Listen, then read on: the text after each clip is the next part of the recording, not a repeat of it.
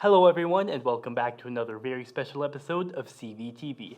I'm Nathan. And I'm James, and we have a spectacular show for y'all today. As many of you know, March is Women's History Month. To celebrate, let's look at one of the women-run clubs here at Castle View with Miss Stulak.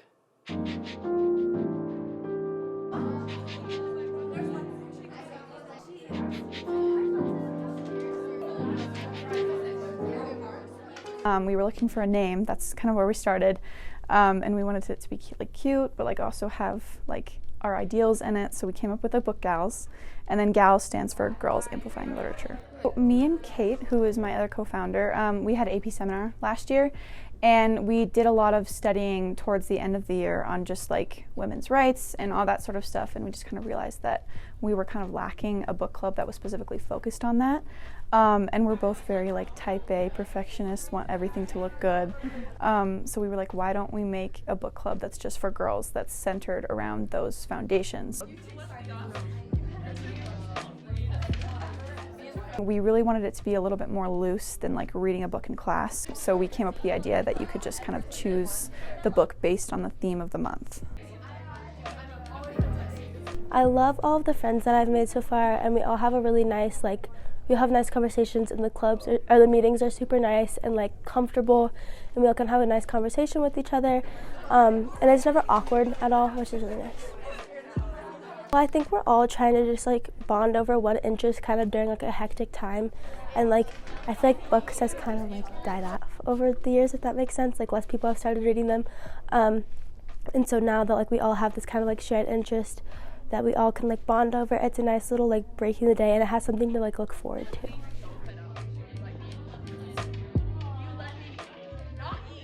I'm taking over for Kate Garland next year because she is graduating, and so Sophie wanted to be co-president with somebody again, because having two leaders really works well for the group. And so they asked me to run it for the next couple of years, which is kind of stressful because I'll start running it my sophomore year, and then I'll be doing it junior and senior year, which is kind of a lot, and I have to find somebody else after Sophie, so kind of a daunting task.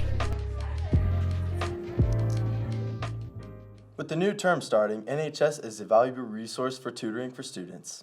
Every day after school, some NHS students give their time to help others with subjects they might be struggling with. Let's talk to Maya Wibbins for more information. So pretty much, I believe it's Monday through Thursday for about 30 minutes after school.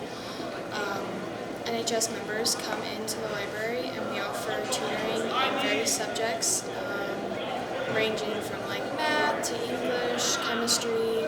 I do French, and it's basically an opportunity for students who might need a little bit more help in any of the areas to come in and get some help from their peers in a non-judgmental and pretty fairly easy way. I've always wanted to help people, and I've always felt like I had an affinity for, I guess, kind of teaching people or being able to help others in classes. It's something that I've done in a lot of my classes, and so I thought it was a great opportunity to get involved with the school and with other students and be able to help people that I could. I think it definitely helps when you're able to kind of learn from your peers in a way. I think peers or other students will be able to help explain things in a way that helped them versus how the teachers know. So I think it's unique in that aspect and can really help a student understand something more than maybe they can learn from a teacher from a more, casual basis versus a very formal basis like the teachers teach. You're wanting a career in art. Here's some advice on portfolios by some art students and a teacher. I think in a nutshell, a portfolio can impact a student's career by having the ability to open a door for them of opportunity. Again, a well-executed portfolio is going to showcase a student's ability to think and a student's ability to create. If those two things work in tandem well, it can be an impressive showcase that's going to give a student an opportunity through a scholarship, through admission to a particular program at a university or even a job? Well, it helps me with applying to colleges. I mean, I already did that, but you need it in order to apply to art school. And it also helps you find kind of like a direction and a pathway with where you want to go in your future career, and also giving yourself a voice and what you want to express. My AP portfolio is about community and the importance of family and friends. So because that's something I'm really passionate about, I get to pour that into it, and it gives your art more meaning.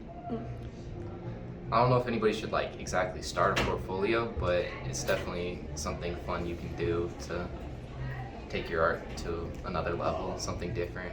A good way to start a portfolio, it really depends on the medium. It also depends on what type of artist you are.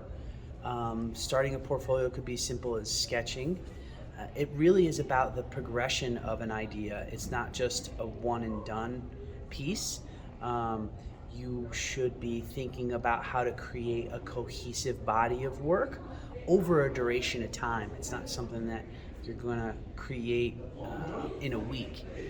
It has to be thought out and continued to be revised and improved. But it's just some of your best work, and it's usually related in some way or another for some sort of topic. Video games are a popular hobby among high schoolers. Because of this, it's no surprise that there's a club at school dedicated to this hobby.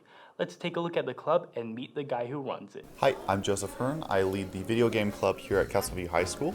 A safe space for a lot of kids just hang out for an hour a week and chill out with their friends.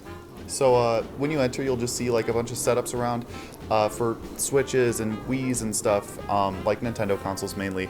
And you'll see people playing on them and just laughing away. And that's what kind of the vibe that I always go for within the games club, is just that vibe of friendly laughter about, you know, just a game that you guys are playing. Someone just got blue shelled in Mario Kart, went to 8th, like that's funny, you know? So the games club is actually relatively small. We've only got about maybe 10 or so people.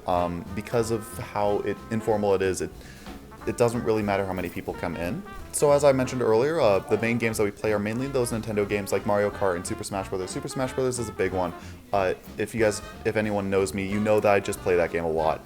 And I think it was a really important game for just a lot of people, and I always want to spread that message around in the games club, so that's mainly what we play. We play a lot of Smash because it's a really fun party game, and then when you get in depth, it's a great game for learning how to learn.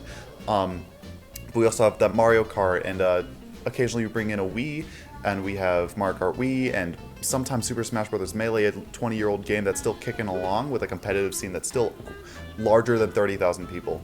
If you just want a space where you can meet some people, hang out, play some games with some friends, and finally like chill out for the week, it's a great place for that. You know, if you have some friends and they're like, oh guys, let's do a LAN thing sometimes, you know, play Counter-Strike LAN or something. Like, this is a perfect space for that, and definitely really fun and great vibe for that. At the end of every term, on the first day of finals, so it's coming up real soon, as time of recording this, we host our tournament series where we do compete for a cash and pizza prize. And it's also just like a pizza party, $5 if you bring it in. We go grab pizza, and then we come back right after finals on that first finals day. So this Thursday, and we all just hang out, play like somewhat more serious sets than we normally do for those pizza and cash prizes, you know, and you know, really show our skills, show how much we've developed in the past term. And then we also do a few of the other school stuff, you know, the decorate the doorway for Halloween. And I don't know if we have a spring event going on, but yeah, those are the main ones. All right, thank you so much. Yeah, of course. Thank you for having me on. And that was the last segment of today's show. We appreciate you for watching. If you like this show, please be sure to check out more at cvstudentmedia.com or on our Instagram page at cvstudentmedia. Once again, I'm Nathan. And I'm James, and we will see you all next time. Peace.